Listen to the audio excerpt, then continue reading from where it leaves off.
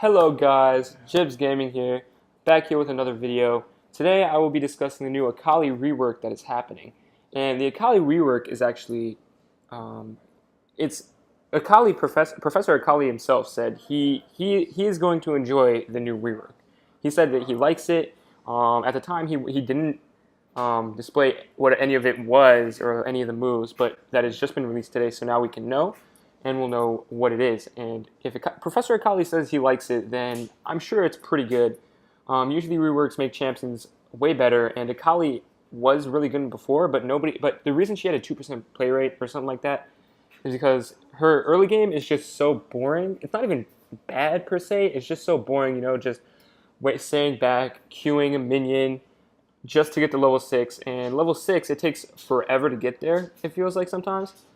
But once you get there, it works. So let's go right from the beginning of the week. So what I can see here is not much. There's a lot going on. But okay, let's read what the Q says. So that way we know what's going on. Abilities definitely look different. The ult look the same though. I missed it again. The ult looks the same in the picture. Alright.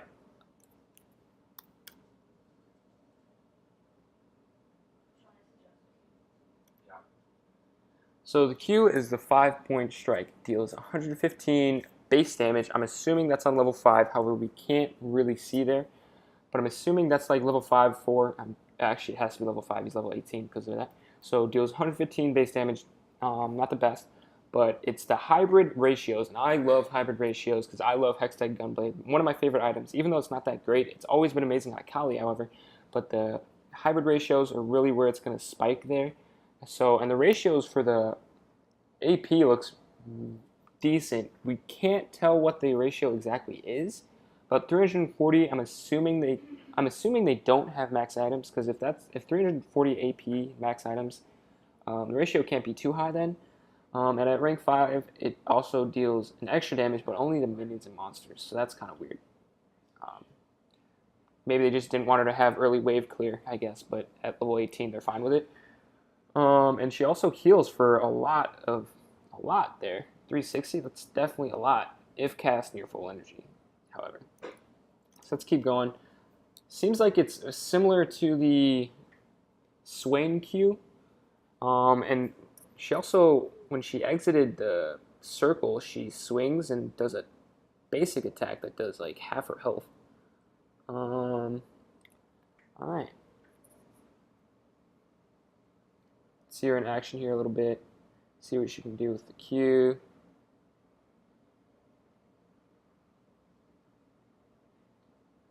Alright, so let's see what she did there. So the E is on cooldown still, has the Q, the W, doesn't have ult at the moment. Oh wait, she used her ult. Okay. So she hasn't used anything. She ults to Rammus. Okay, so you can use the ult on friendly targets, which is huge to get away in certain situations. Let's make sure that she did. She ulted to Rammus, which is her teammate. And she Q'd, went out of the circle, dashes back to Echo, and then did that like big swinging auto attack. Yep, see, now she swings. Oh, I think it showed us there. It showed us the exact ability and numbers here. Yep, assuming this is the passive. So Assassin's Mark, dealing spell damage to a champion creates a circle around them. When the circle forms, Akali gains a burst of movement speed towards it. Once she crosses the circle, which is what the circle was right there, Akali gains a burst of speed toward enemies and swinging her Kama. So yeah, that swinging was what we saw, and then when she swings it, it grants her next auto attack double range. Oh, just her next attack in general. So I'm assuming that's her abilities, but it might just be auto attack. Not sure. The wording there is a little confusing. So double range, which is huge, and causes it to deal a bunch of extra damage. And it also restores energy, which is huge for Akali. It seems like that's really the only way for her to do that. Yep, moves out the circle. So see her on level 1, she moves out the circle. Echo's going to let her auto attack. Pretty dumb, but it's okay, just for the video. Puts her even down to half health already, just from 2 of those auto attacks and the Qs. Now this is a Shroud. I really love the Shroud. So as you can see in the middle there, right there in the middle, if she exits it, she will become seen. but she still has a huge circle. It's a lot more space to work with. It looks so much cooler than it was before. She doesn't teleport, so she won't be able to go over walls with it anymore, which is kind of sad because it doesn't allow for outplay. But okay, let's see what she does here. Double flashed and then rushes back to. It looks like her E leaves a mark there. And then no matter how far she goes, if she clicks the E again, she'll go all the way back. That's interesting. So let's see how she uses it here. The Q, go all the way over there in the shroud. Interesting. So he E's the Annie, and then E's again, goes all the way back. I don't think she auto-attacked there. I think that was just straight abilities. She might have. The E exits the range. She E's again. Oh yes, that's the auto-attack with the swinging comma that does. How much is that? Almost 1,200 damage. And then other damage after that as well. That's kind of ridiculous. So what's that?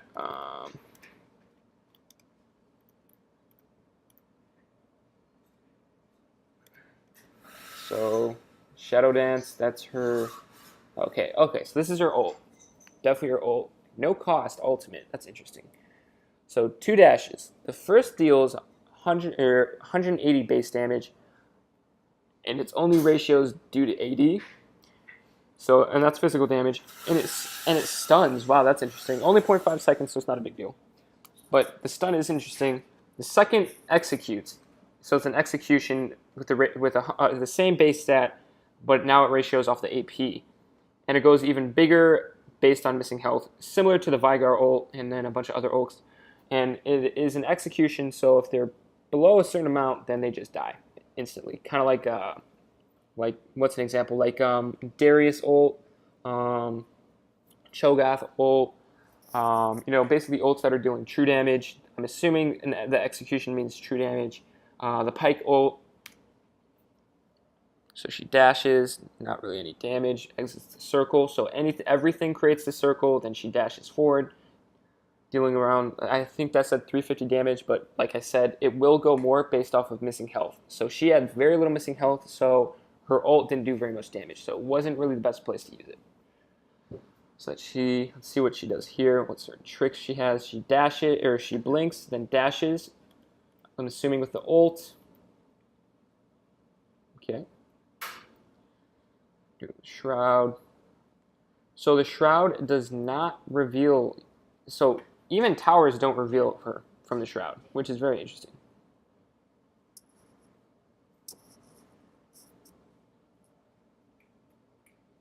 That is a very cool skin. Very similar to the Diana skin, the Infernal Diana.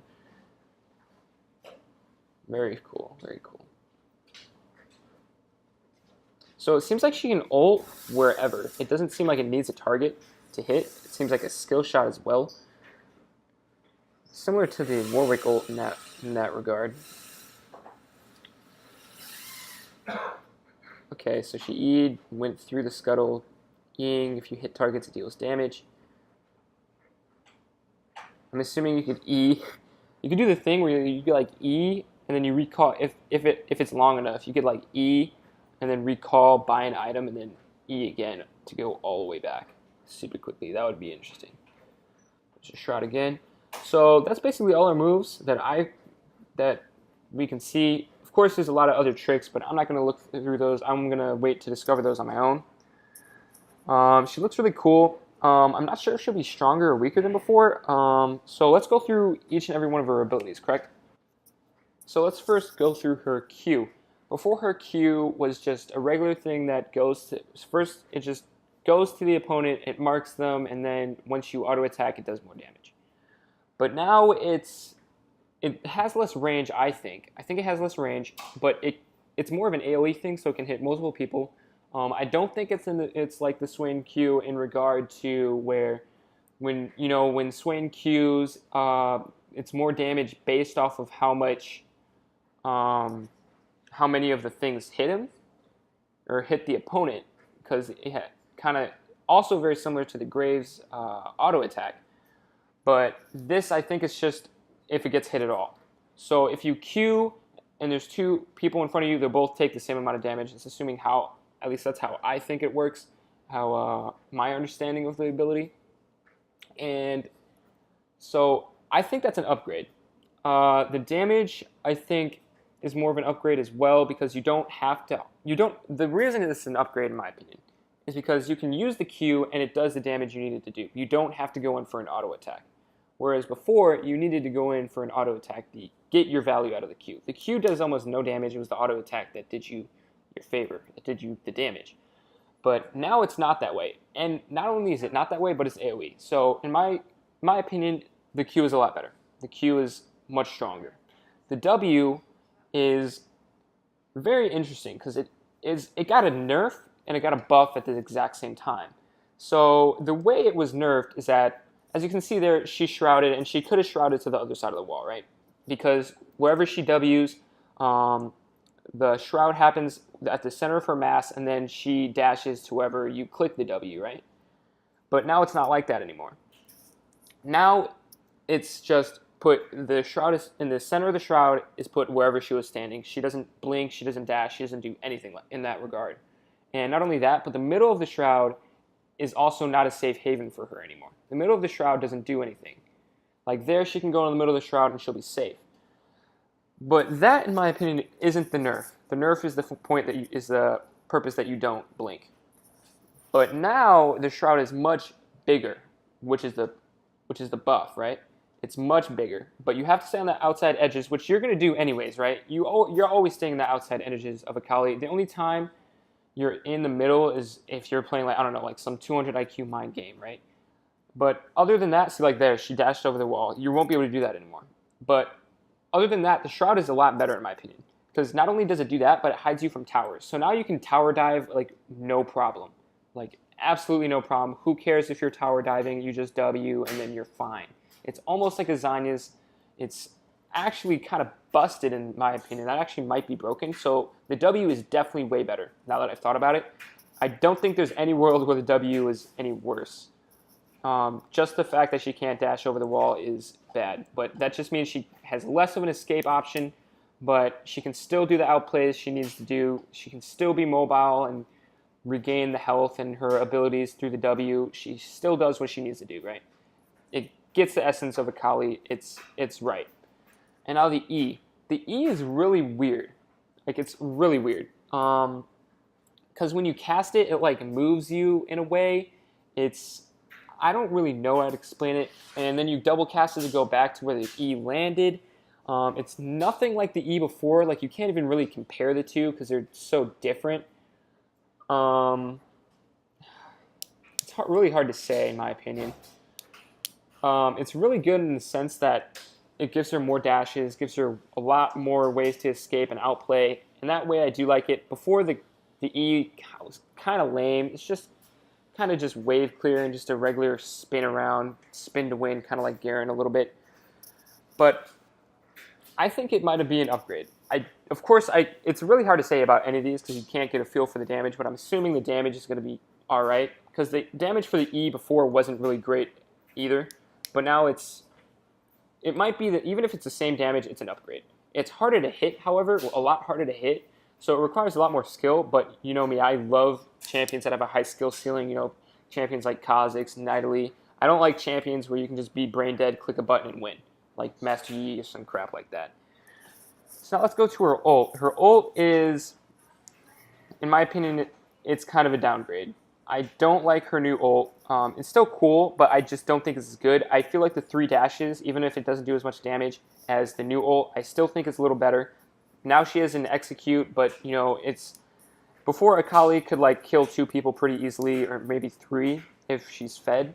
But she had to use her ult to do it, right? She uses one ult to dash in, kills the person, ults to another person, and then ults again. She can't do that anymore. She only gets 2 ults, and then it goes on a super long cooldown. Like I think it was like on level 3, I think it was like a 92-second cooldown, which is not good. That's almost like a Karthus ult at that point. And Karthus ult is insane. You can't even compare the two as well again. So I think the old ultimate was a little better. Just for the fact that you got more of them and the cooldown was so much reduced. They're just less, not nearly as much. And now to her passive. Her passive is a lot different. Her passive doesn't give her any sustain anymore, but it does more damage. So before, her passive, in case you didn't know, is she would her first auto attack, she would heal. Her second auto attack would deal more damage. But now it's not like that. Her passive just deals more damage. But it's a lot harder to actually get her passive to work, because her passive is whenever she does any type of ability, a circle is put around your opponent, around the enemy champion. And then you get more movement speed. And the movement speed is nice, right? Movement speed is always great for assassins to try and run their opponent down and kill him. But she has to move away from her opponent to get her passive to even trigger or work, which is a little weird. And that would be okay if she had her 3 ults, right? If she had 3 ults to use and they were on a lower cooldown, it would be okay that she has to move away from the opponent. But it's not like that. So you have to move away from your opponent to get outside of the circle that is put around Akali. Or not Akali, the enemy champion. But then you do a shitload of insane damage. That is a lot more damage than it was before. Before, her passive gave her sustain and damage. Now it's just straight damage. It does a lot of damage. And, you know, honestly, that might be okay. Because before Akali, before her level 6, because her ult was so insane, before level 6, she didn't do anything, right? She just queued any minion and had to queue the minion until she got to level 6. But her sustain saved her because of that. Now, she doesn't need the sustain, hopefully. If she doesn't need the sustain, then her passive is a lot better, right? Because she's an assassin, more damage is always more damage. It's always great to have more damage, right? But of course, if it's the same situation again where she's useless until level 6, then unfortunately her passive is worse because she needs to sustain. If she just gets forced out of lane and is never able to get to level 6 until her opponent is like level 8, she's going to be useless. She's not going to be able to do anything. So in that regard, I'm not sure. But maybe the more damage, it gives her more damage early, so she'll be able to bully her opponent a little bit more early on and not lose, you know, any match that is like talent or anything like that until she's level 6. Maybe she doesn't need the health. She isn't able to do as many, you know, pentakills because she doesn't get the sustain and she doesn't get health. Her Q does give her a little bit of health, but, you know, it's not anywhere near her passive. So that'll be it for today. That's the Akali rework. I think it's great. I think it'll be a lot of fun. I think she's better overall. 3 of her passive and 3 of her abilities are better than they were before, is the way I look at it. Her ult, I'm just not sold on her new ult yet. I don't think it's going to be that great. I think it was better before with the 3 ults and the lower cooldown. But, you know, only time will tell. Professor Akali is, you know, the best Akali like in the world right now, and he says he's excited for it. So if he's excited and hyped for it, then I'm hyped for it. This is Gibbles Gaming. Don't forget to like and subscribe, and I'm out.